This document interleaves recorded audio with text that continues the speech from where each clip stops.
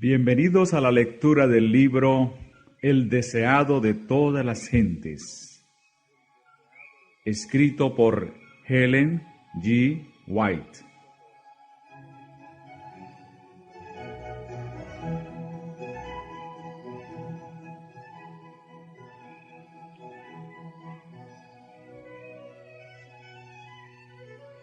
Prefacio.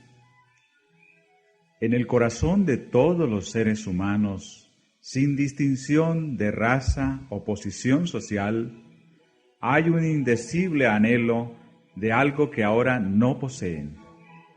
Este anhelo es implantado en la misma constitución del hombre por un Dios misericordioso, para que el hombre no se sienta satisfecho con su presente condición, sea mala o buena. Dios desea que el ser humano busque lo mejor y lo halle en el bien eterno de su alma. En vano procuran los hombres satisfacer este deseo con los placeres, las riquezas, la comodidad, la fama o el poder. Los que tratan de hacerlo descubren que estas cosas hartan los sentidos, pero dejan el alma tan vacía y desconforme como antes. Es el designio de Dios que este anhelo del corazón humano guíe hacia el único que es capaz de satisfacerlo. Es un deseo de ese ser capaz de guiar a él la plenitud y el cumplimiento de ese deseo. Esa plenitud se halla en Jesucristo, el Hijo del Dios eterno, porque plugó al Padre que la plenitud de todo residiese en Él, porque en Él habita toda la plenitud de la divinidad corporalmente. Y es también verdad que vosotros estáis completos en Él, con respecto a todo deseo divinamente implantado y normalmente seguido. El profeta Ageo llama con justicia a Cristo el deseado de todas las gentes. Es el propósito de este libro presentar a Jesucristo como aquel en quien puede satisfacerse todo anhelo. Se han escrito muchos libros titulados La vida de Cristo, libros excelentes, grandes acopios de información, elaborados ensayos sobre cronología, historia, costumbres y acontecimientos contemporáneos, con abundante enseñanza y muchas vislumbres de la vida multiforme de Jesús de Nazaret. Sin embargo, no se ha dicho de ella ni aún la mitad. No es tampoco el propósito de esta obra exponer una armonía de los evangelios o presentar en orden estrictamente cronológico los importantes sucesos y las maravillosas lecciones de la vida de Cristo. Su propósito es presentar el amor de Dios como ha sido revelado en su Hijo, la divina hermosura de la vida de Cristo, de la cual todos pueden participar y no simplemente satisfacer los deseos de la mera curiosidad ni las observaciones de los críticos. Pero, como por el encanto de su propia belleza de carácter, Jesús atrajo a sus discípulos a sí mismo, y por su toque y sentimiento de simpatía en todas sus dolencias y necesidades, y por su constante asociación, transformó sus caracteres de terrenales en celestiales, de egoístas en abnegados, y trocó la mezquina ignorancia y el prejuicio en el conocimiento generoso y el amor profundo por las almas de todas las naciones y razas. Es el propósito de este libro presentar al bendito Redentor de modo que ayude al lector a acudir a Él como a una realidad viviente, con la cual puede tenerse comunión íntima y vital, y hallar en él, como los discípulos de la antigüedad, al poderoso Jesús, que salva hasta lo sumo y transforma de acuerdo con su propia imagen divina a los que acuden a Dios por su intermedio.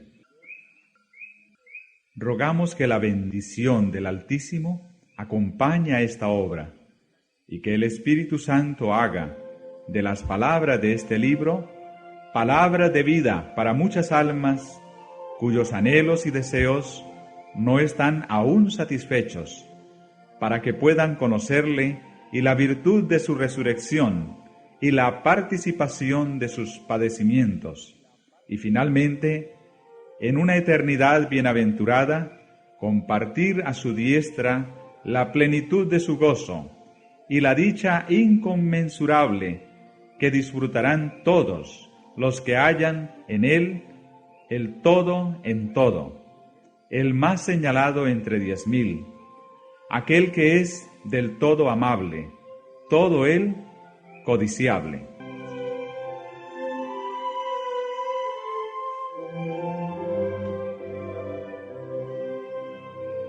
Capítulo 1. Dios con nosotros. Y será llamado su nombre Emmanuel, Dios con nosotros. La luz del conocimiento de la gloria de Dios se ve en el rostro de Jesucristo. Desde los días de la eternidad, el Señor Jesucristo era uno con el Padre. Era la imagen de Dios, la imagen de su grandeza y majestad, el resplandor de su gloria. Vino a nuestro mundo para manifestar esta gloria. Vino a esta tierra oscurecida por el pecado, para revelar la luz del amor de Dios, para ser Dios con nosotros. Por lo tanto, fue profetizado de él, y será llamado su nombre Emmanuel.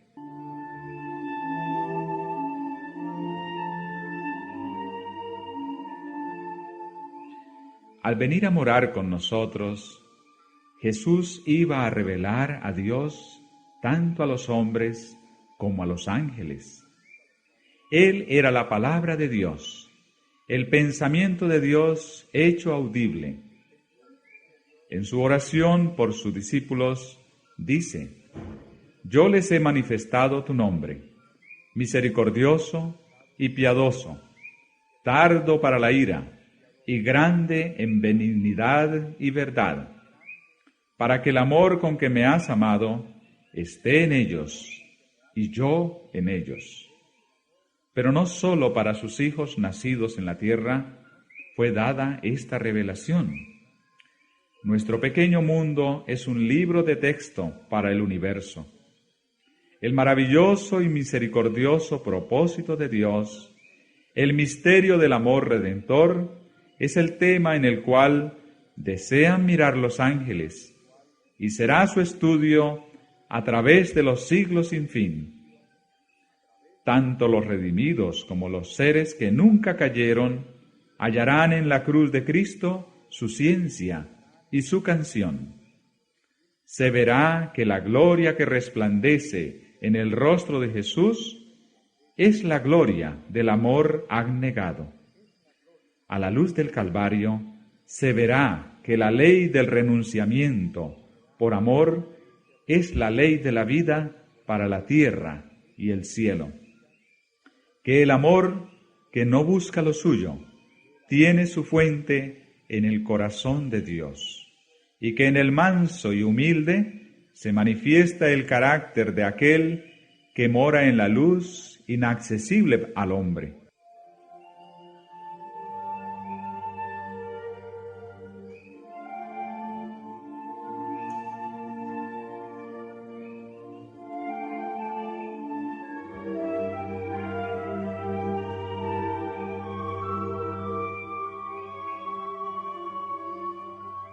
Al principio, Dios se revelaba en todas las obras de la creación.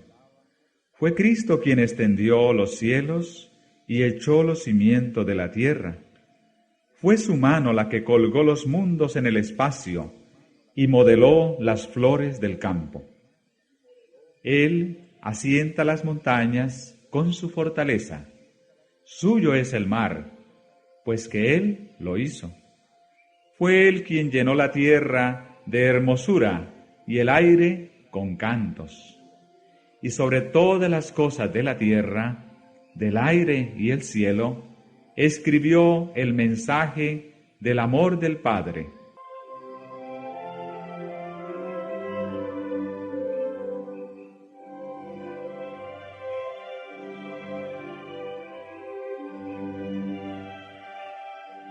Aunque el pecado ha estropeado la obra perfecta de Dios, esa escritura permanece. Aún ahora, todas las cosas creadas declaran la gloria de su excelencia. Fuera del egoísta corazón humano, no hay nada que viva para sí. No hay ningún pájaro que surca el aire, ningún animal que se mueve en el suelo, que no sirva a alguna otra vida. No hay siquiera una hoja del bosque, ni una humilde brizna de hierba que no tenga su utilidad. Cada árbol, arbusto y hoja emite ese elemento de vida, sin el cual no podrían sostenerse ni el hombre ni los animales.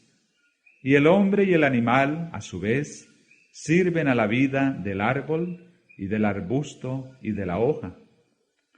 Las flores exhalan fragancias y ostentan su belleza para beneficio del mundo. El sol derrama su luz para alegrar 1000 mundos. El océano, origen de todas nuestros manantiales y fuentes, recibe las corrientes de todas las tierras, pero recibe para dar. Las neblinas que ascienden de su seno riegan la tierra para que produzca y florezca.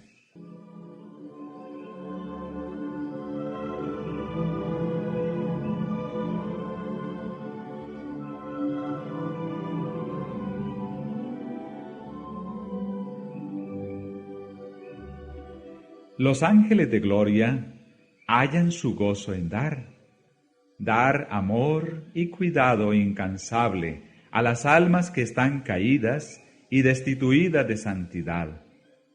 Los seres celestiales desean ganar el corazón de los hombres. Traen a este oscuro mundo luz de los atrios celestiales. Por un ministerio amable y paciente, obran sobre el espíritu humano para poner a los perdidos en una comunión con Cristo aún más íntima que la que ellos mismos pueden conocer.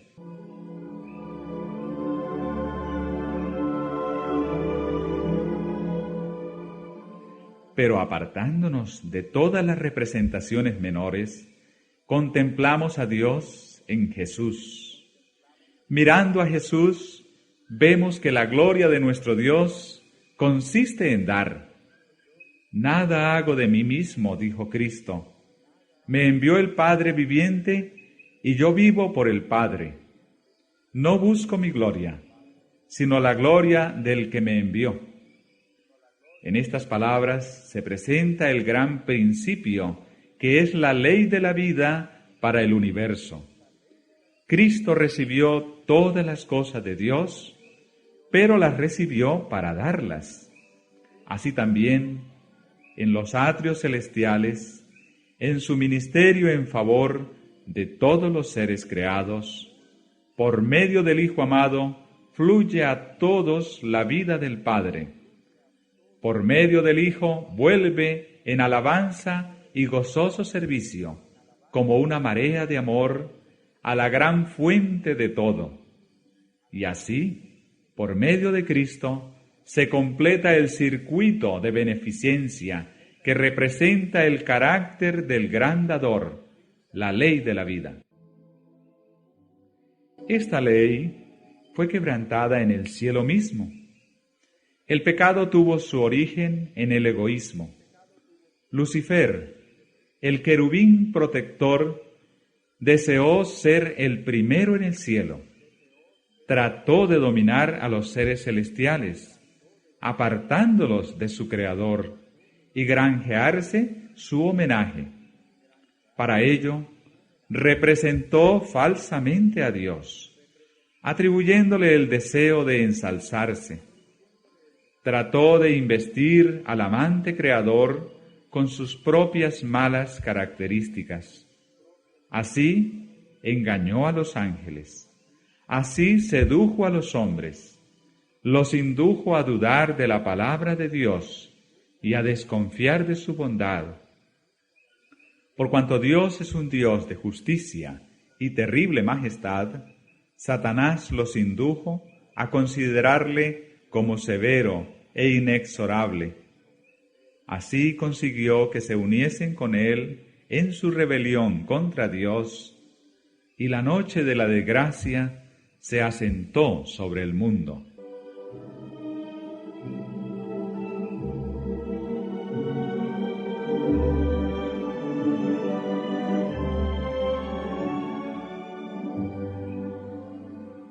La tierra quedó oscura porque se comprendió mal a Dios.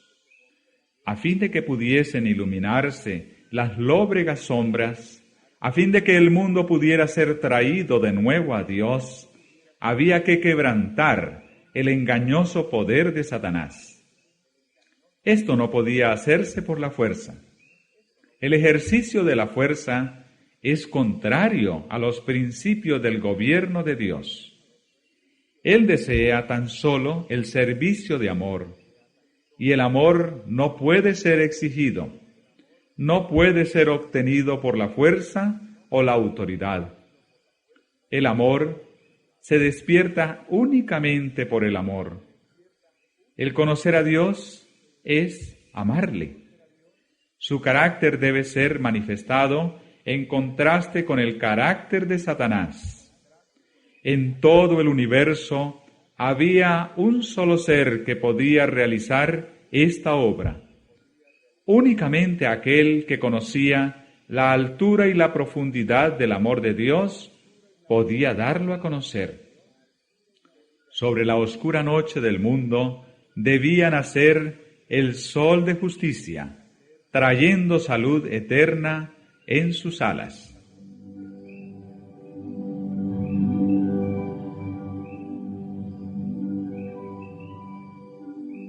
El plan de nuestra redención no fue una reflexión ulterior, formulada después de la caída de Adán.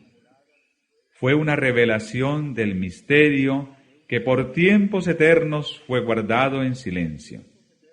Fue una manifestación de los principios que desde edades eternas habían sido el fundamento del trono de Dios. Desde el principio, Dios y Cristo sabían de la apostasía de Satanás y de la caída del hombre, seducido por el apóstata.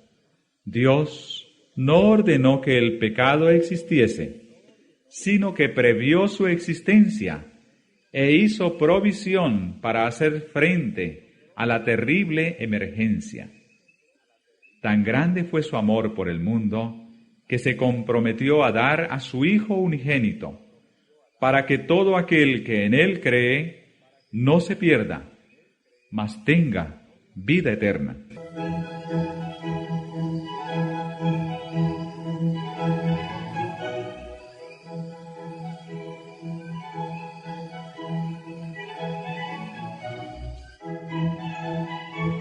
Lucifer había dicho: sobre las estrellas de Dios ensalzaré mi trono. Seré semejante al Altísimo. Pero Cristo, existiendo en forma de Dios, no estimó el ser igual a Dios como cosa a que debía aferrarse, sino que se desprendió de ella, tomando antes la forma de un siervo, siendo hecho en semejanza de los hombres. Este fue un sacrificio voluntario. Jesús podría haber permanecido al lado del Padre. Podría haber conservado la gloria del cielo y el homenaje de los ángeles, pero prefirió devolver el cetro a las manos del Padre y bajar del trono del universo a fin de traer luz a los que estaban en tinieblas y vida a los que perecían.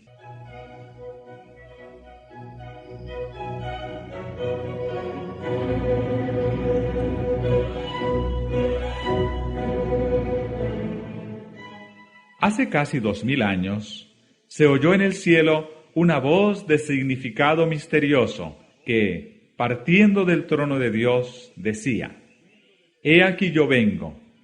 Sacrificio y ofrenda no los quisistes, empero un cuerpo me has preparado. He aquí yo vengo. En el rollo del libro está escrito de mí, para hacer, oh Dios, tu voluntad». En estas palabras se anunció el cumplimiento del propósito que había estado oculto desde las edades eternas. Cristo estaba por visitar nuestro mundo y encarnarse. Él dice: «Un cuerpo me has preparado». Si hubiese aparecido con la gloria que tenía con el Padre antes que el mundo fuese, no podríamos haber soportado la luz de su presencia. A fin de que pudiésemos contemplarla y no ser destruidos, la manifestación de su gloria fue velada. Su divinidad fue cubierta de humanidad. La gloria invisible tomó forma humana visible.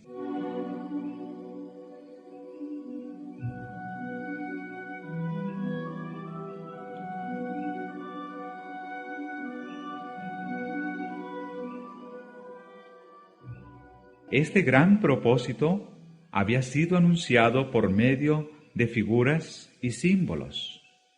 La zarza ardiente en la cual Cristo apareció a Moisés revelaba a Dios. El símbolo elegido para representar a la divinidad era una humilde planta que no tenía atractivos aparentes, pero encerraba al infinito. El Dios, que es todo misericordia, velaba su gloria en una figura muy humilde, a fin de que Moisés pudiese mirarla y sobrevivir. Así también, en la columna de nube de día y la columna de fuego de noche, Dios se comunicaba con Israel, les revelaba su voluntad a los hombres y les impartía su gracia. La gloria de Dios estaba suavizada y velada su majestad, a fin de que la débil visión de los hombres finitos pudiese contemplarla. Así Cristo había de venir en el cuerpo de nuestra bajeza, hecho semejante a los hombres. A los ojos del mundo no poseía hermosura que lo hiciese desear. Sin embargo, era Dios encarnado, la luz del cielo y de la tierra. Su gloria estaba velada, su grandeza y majestad ocultas, a fin de que pudiese acercarse a los hombres entristecidos y tentados.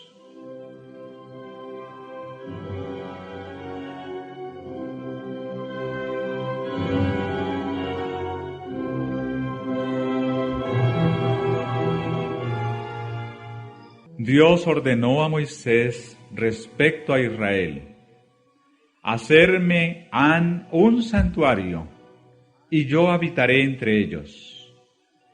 Y moraba en el santuario en medio de su pueblo. Durante todas sus penosas peregrinaciones en el desierto, estuvo con ellos el símbolo de su presencia. Así Cristo levantó su tabernáculo en medio de nuestro campamento humano. Hincó su tienda al lado de la tienda de los hombres, a fin de morar entre nosotros y familiarizarnos con su vida y carácter divinos. Aquel Verbo fue hecho carne y habitó entre nosotros, y vimos su gloria, gloria como del unigénito del Padre, lleno de gracia y de verdad.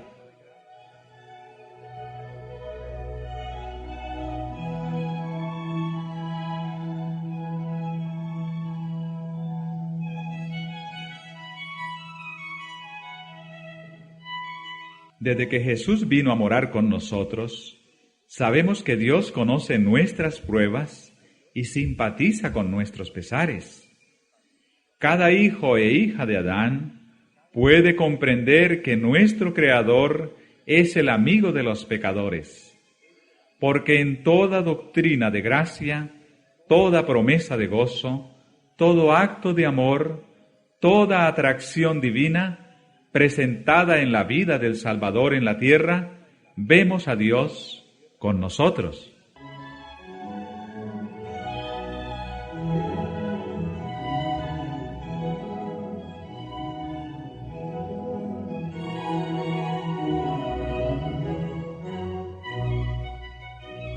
Satanás representa la divina ley de amor como una ley de egoísmo.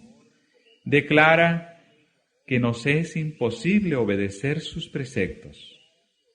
Imputa al Creador la caída de nuestros primeros padres, con toda la miseria que ha provocado, e induce a los hombres a considerar a Dios como autor del pecado, del sufrimiento y de la muerte. Jesús había de desenmascarar este engaño. Como uno de nosotros, había de dar un ejemplo de obediencia. Para esto, tomó sobre sí nuestra naturaleza y pasó por nuestras vicisitudes, por lo cual convenía que en todo fuese semejante a sus hermanos. Si tuviésemos que soportar algo que Jesús no soportó, en este detalle Satanás representaría el poder de Dios como insuficiente para nosotros. Por lo tanto, Jesús fue tentado en todo punto, así como nosotros. Soportó toda prueba a la cual estemos sujetos, y no ejerció en favor suyo poder alguno que no nos sea ofrecido generosamente. Como hombre, hizo frente a la tentación y venció en la fuerza que Dios le daba. Él dice: me complazco en hacer tu voluntad, oh Dios mío, y tu ley está en medio de mi corazón. Mientras andaba haciendo bien y sanando a todos los afligidos de Satanás, demostró claramente a los hombres el carácter de la ley de Dios y la naturaleza de su servicio. Su vida testifica que para nosotros también es posible obedecer la ley de Dios.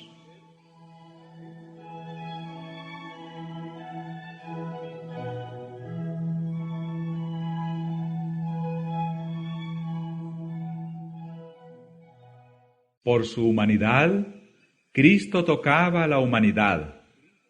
Por su divinidad, se hacía del trono de Dios. Como Hijo del Hombre, nos dio un ejemplo de obediencia. Como Hijo de Dios, nos imparte poder para obedecer. Fue Cristo quien habló a Moisés desde la zarza del monte Horeb, diciendo: yo soy el que soy. Así dirás a los hijos de Israel: yo soy, me ha enviado a vosotros. Tal era la garantía de la liberación de Israel. Asimismo, cuando vino en semejanza de los hombres, se declaró el yo soy. El niño de Belén, el manso y humilde Salvador, es Dios manifestado en carne. Y a nosotros nos dice: yo soy el buen pastor, yo soy el pan vivo, yo soy el camino y la verdad y la vida.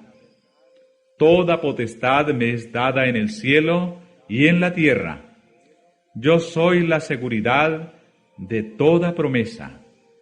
Yo soy, no tengáis miedo.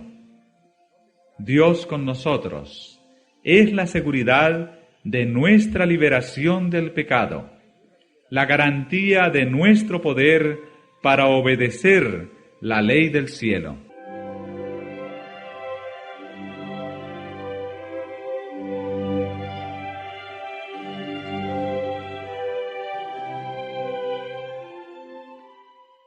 Al condescender a tomar sobre sí la humanidad, Cristo reveló un carácter opuesto al carácter de Satanás, pero se rebajó aún más en la senda de la humillación.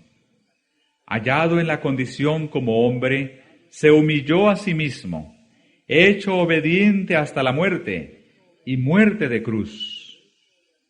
Así como el sumo sacerdote ponía a un lado sus magníficas ropas pontificias y oficiaba en la ropa blanca de lino del sacerdote común, así también Cristo tomó forma de siervo y ofreció sacrificio, siendo él mismo a la vez el sacerdote y la víctima. El herido fue por nuestras rebeliones, molido por nuestros pecados, el castigo de nuestra paz sobre él.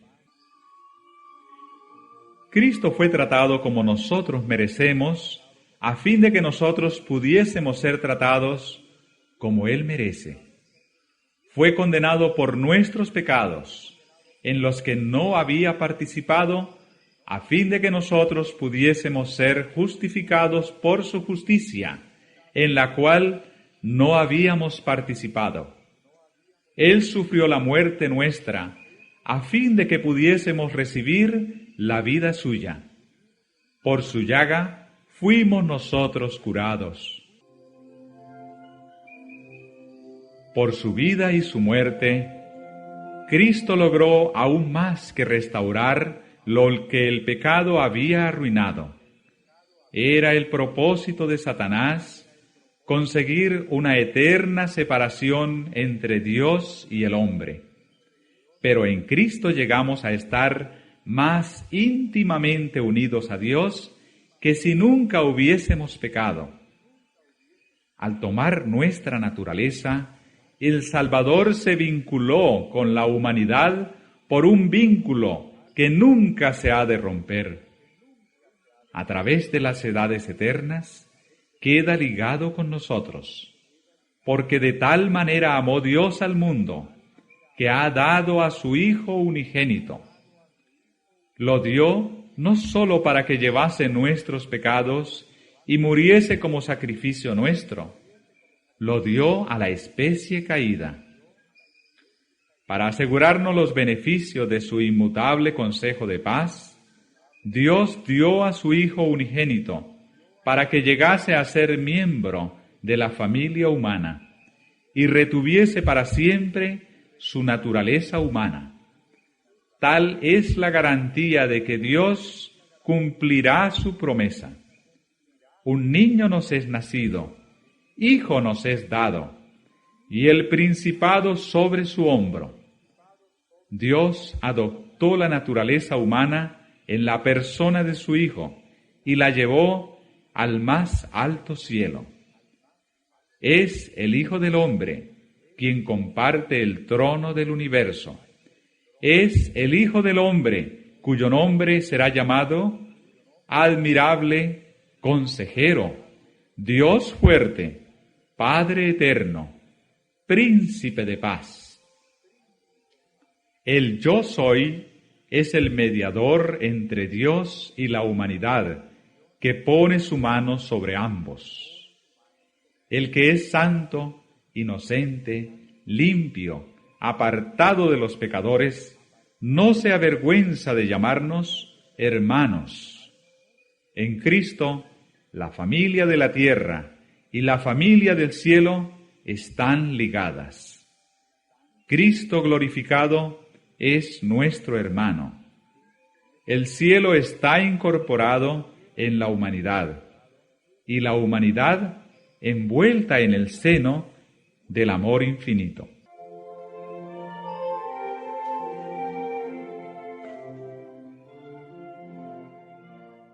Acerca de su pueblo, Dios dice: serán como piedras de una diadema, relumbrando sobre su tierra, porque cuán grande es su bondad y cuán grande es su hermosura.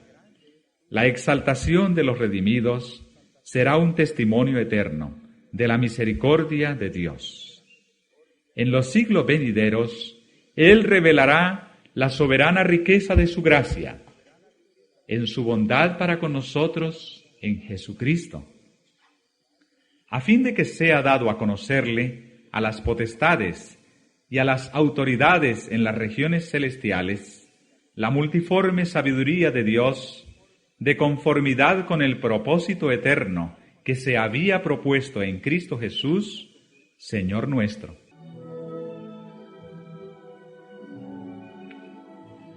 Por medio de la obra redentora de Cristo, el gobierno de Dios queda justificado. El Omnipotente es dado a conocer como el Dios de amor. Las acusaciones de Satanás quedan refutadas y su carácter desenmascarado. La rebelión no podrá nunca volver a levantar. El pecado no podrá nunca volver a entrar en el universo. A través de las edades eternas, todos estarán seguros contra la apostasía. Por el sacrificio abnegado del amor, los habitantes de la tierra y del cielo quedarán ligados a su Creador con vínculos de unión indisoluble.